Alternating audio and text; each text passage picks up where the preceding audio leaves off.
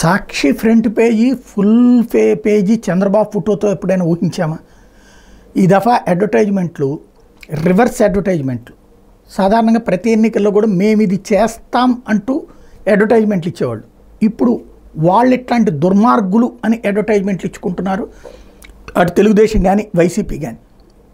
అందులో సాక్షి చంద్రబాబుకి సంబంధించి ఫుల్ ప్లేజీ అడ్వర్టైజ్మెంట్ వైఎస్ఆర్ కాంగ్రెస్ పార్టీది ఇచ్చింది. ఇందులో 66.34 లక్షల మంది అవ్వాతాతలకి పెన్షన్ టైంకి అందకుండా ఏడిపించాడు చంద్రబాబు. అట్లాగే 34.41 లక్షల మంది రైతులకి క్రమం తప్పకుండా ఇస్తున్న ఇన్పుట్ సబ్సిడీని అడ్డుకున్నాడు చంద్రబాబు. విద్యార్థులని బాబు వదలలేదు. 9.44 లక్షల మందికి విద్యా దీవెన్ని అందకుండా అడ్డుకున్నారు. అట్లాగే వాలంటీర్లని ఏడిపించారు. ఇట్లాగ వరుసపెట్టి మొత్తం పేదలకు ఇంగ్లీష్ మీడియం వద్దన్నారు. అట్లాగే అక్క చెల్లెమ్మలకి 78 లక్షల మందికి వైఎస్ఆర్ ఆసరా ఇస్తుంటే ఆపారు. 4.95 లక్షల మందికి వైఎస్ఆర్ ఈబీసీ నేస్తం ఆపారు. 31 లక్షల మందికి వైఎస్ఆర్ చేయూత ఆపారు అంటూ ఓవరాల్గా ఆపారన్నటువంటి పాయింట్స్ని ఇక్కడ హైలైట్ చేసుకొచ్చారు.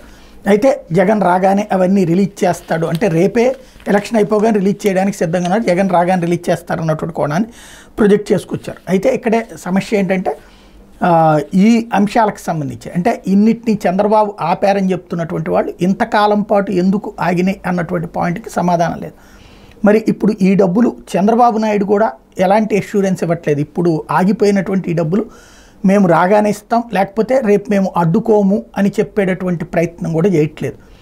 వాస్తవంగా ఇది లక్షలాది మందితో ముడిపడినటువంటి అంశం. నోటి దగ్గరకు వచ్చిన ముద్ద, కరెక్ట్గా ఎలక్షన్స్ కారణంగా ఆగిపోయిన ముద్ద.